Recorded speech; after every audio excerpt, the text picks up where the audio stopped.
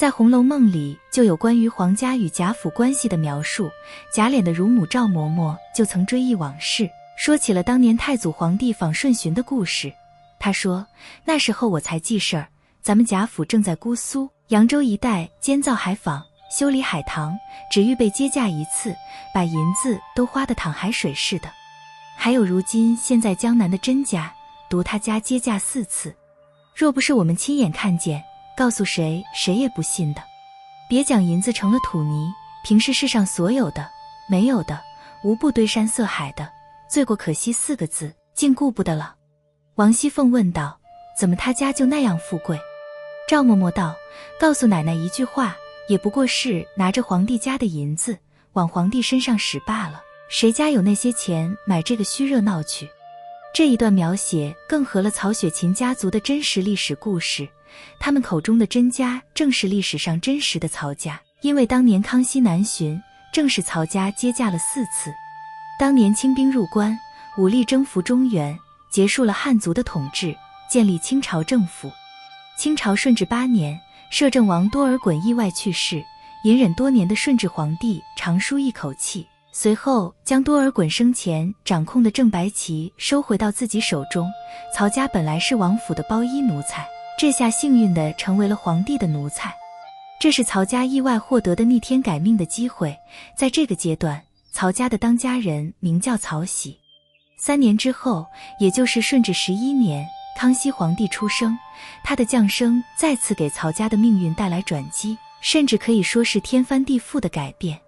按照清朝祖制，后宫妃嫔生下皇子和公主，都要从内务府包衣奴才中选择奶妈和保姆。内务府包衣指的就是皇帝控制的3旗，而曹家正是其中之一。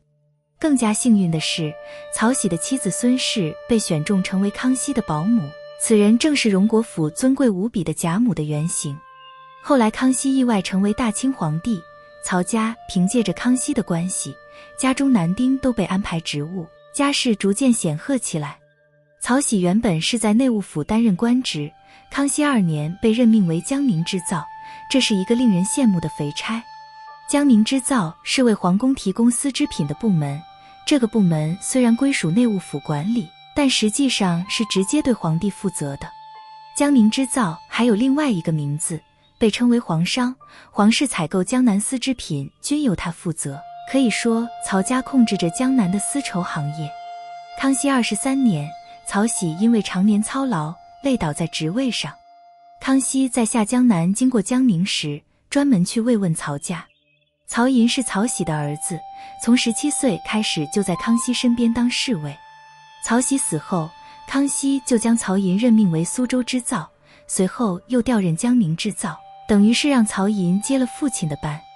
从此之后，曹家在江宁织造的职位上连续干了40年的时间。而康熙6下江南，其中有4次居住在曹寅府中，这对于曹家来说是至高无上的荣耀，自然要尽心尽力办好，让康熙皇帝满意。营建行宫以及配套建筑，打造精致的花园，康熙日常起居使用到的物品都是精心准备的，这些都要花费不少金银。这些故事正是赵嬷嬷口中所说的银子花的像淌海水似的，而这也一定程度上造成了曹家的经济亏空，加速了曹家的没落。历史上曹家的地位并不高，可以称为富贵奴仆，而曹家的崛起有很大的运气成分，最主要还是成功依附在了皇帝身上。因为有康熙的支持和赏赐，让朝中百官看到曹家的能量，前来奉承巴结的人逐渐增多，这也是曹家声名显赫的重要表现。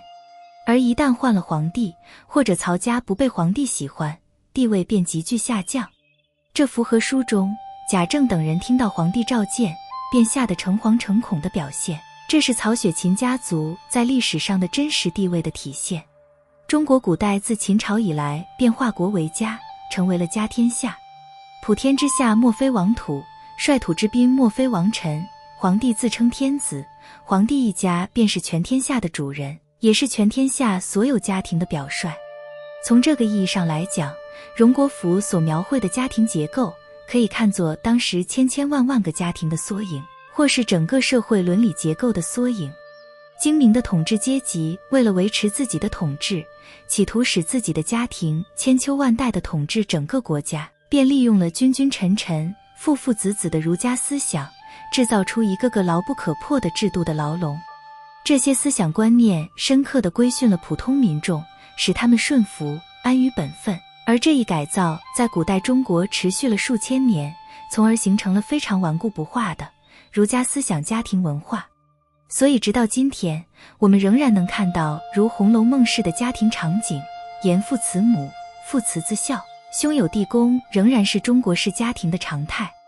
红楼梦》是一部残缺的著作，通行本的后40回由高鹗所序，但通过曹雪芹所著的前80回的内容，我们不难推断贾府的衰败已成定局。在第13回里，曹雪芹让秦可卿死后托梦给王熙凤，暗示了整个家族的命运。他最后的2句话是三春去后诸方尽，各自须寻各自门。这句话其实就是贾府树倒猢狲散结局的含蓄表达。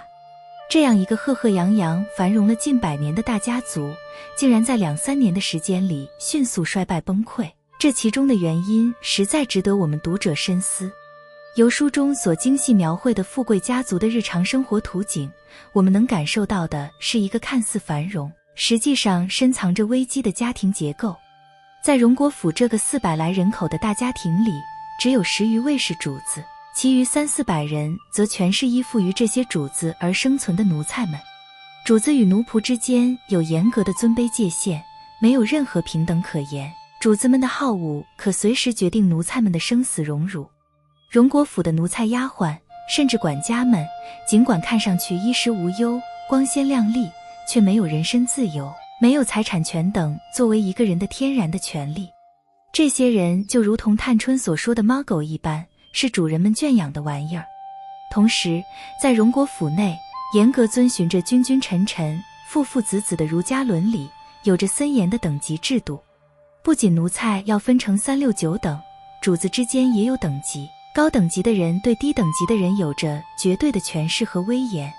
贾母教训贾政，贾政则只能跪着听训。贾珍骂起儿子贾蓉来，竟不像是骂儿子，竟是审犯人。同一等级的小姐公子们也有不同的层次。贾宝玉作为嫡公子受到万千宠爱，精明能干的探春却因为自己不是王夫人亲生，是姨娘生的，而时常地感到自卑。在下人中，这样的等级差异更为明显。同样是怡红院的丫鬟，晴雯、秋雯作为2等丫鬟，可以严厉地训斥作为3等丫鬟的小红，尽管小红是管家之女。而小红这样的3等丫鬟只能干些打扫的粗活，连给宝玉端茶倒水的资格都没有。而在荣国府所管辖的许多农庄里，则有千千万万个我们甚至看不到的众多的农奴们，他们日夜劳作，过着朝不保夕的悲惨生活。这些人的辛苦血汗，只为了供养主子们的挥霍和享乐。因此，《红楼梦》里的荣国府是一个主仆分明、等级森严的金字塔式的家庭。这样的家庭结构、权力关系违背了人的自然天性，造成了无数的人间悲剧。即使是袭人这样顺服的、甘为奴仆的丫鬟，在听到父母要把自己赎买出来的时候，也忍不住为自己的悲惨身世而痛哭落泪。而荣国府的小姐甚至夫人们，作为主子，每天奴仆环绕，锦衣玉食，却也受限于3从4德的教化，人身自由受到严格限制，平时连二门都出不去。更因为女子无才便是德的规训，难以施展自己的才华能力。像王熙凤、探春这样有抱负、有志向的女性，就会时常地感叹自己不能身为一个男人出去立一番事业。而像林黛玉这样情感丰富的才女，则因为才华无处施展，而时常的自怜自叹。实际上，她们又何尝真正地实现了自己的人生价值呢？